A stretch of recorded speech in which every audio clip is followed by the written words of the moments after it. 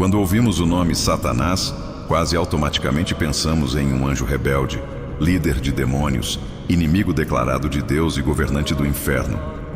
Mas existe uma pergunta que raramente é feita. Essa imagem realmente está no Antigo Testamento? Antes de qualquer conclusão, precisamos estabelecer um ponto essencial. O que chamamos de Antigo Testamento é, na verdade, o Tanakh judaico, um conjunto de textos escritos muito antes do surgimento do cristianismo. Esses escritos foram produzidos dentro da tradição de Israel, em contextos históricos específicos, com categorias próprias de pensamento. Eles não nasceram com a intenção de apresentar Jesus, nem de desenvolver uma teologia sobre um diabo cósmico. Isso significa que, para compreender o que está ali, é necessário ler o texto dentro do seu ambiente original. Ao longo dos séculos, o Novo Testamento reinterpretou essas escrituras sob outra perspectiva. Essa releitura faz parte da fé cristã. No entanto, historicamente falando, trata-se de um desenvolvimento posterior. Entre o último livro do Antigo Testamento e o início do Novo, há cerca de 400 anos. Durante esse período, ideias sobre anjos, demônios e conflitos espirituais passaram por transformações significativas. Se voltarmos ao ambiente original do judaísmo antigo, encontramos algo fundamental. Israel era profundamente monoteísta.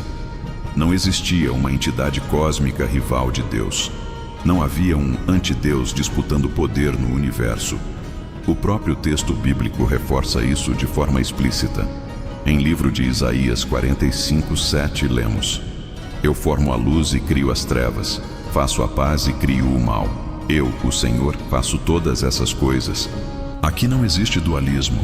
O bem e o mal, a prosperidade e a calamidade, tudo está sob a soberania divina. Isso não significa que Deus seja maligno no sentido moderno, mas que, na mentalidade hebraica antiga, não havia um poder rival operando fora do controle divino. Outro exemplo aparece em 1º livro de Samuel 16:14. Tendo-se retirado de Saul o Espírito do Senhor, da parte deste um espírito maligno o atormentava. Note o detalhe. O texto não diz que um demônio rebelde escapou do controle divino. Ele diz que o espírito vinha da parte do Senhor. Dentro da cosmovisão israelita antiga, tudo estava sob a autoridade absoluta de Deus. Então surge a pergunta inevitável: onde entra Satanás nisso? É aqui que o texto de livro de Jó se torna decisivo. No hebraico, a palavra usada não é um nome próprio. É Ha-Satan, literalmente, o adversário ou o acusador. E quando lemos o capítulo 1, algo surpreendente acontece. Satanás não aparece como um rebelde. Ele não está em guerra contra Deus. Ele não governa o inferno. Ele está entre os filhos de Deus. Uma linguagem que descreve membros da corte celestial. Ele conversa com Deus. Ele recebe permissão de Deus e só age dentro dos limites estabelecidos por Deus.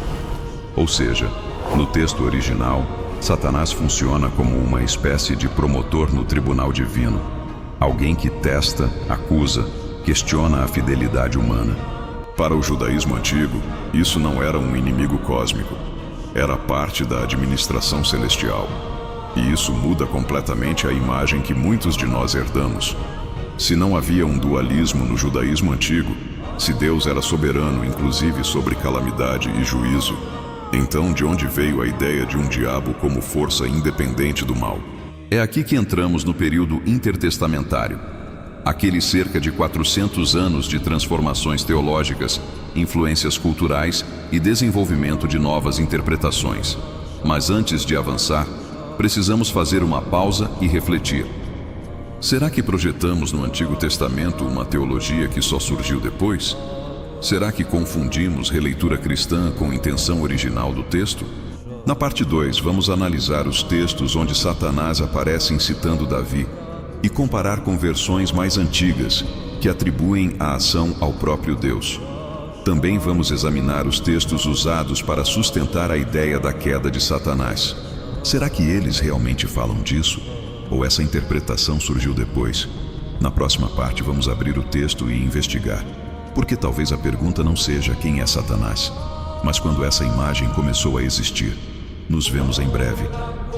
E nunca se esqueça, o agnosticismo reflete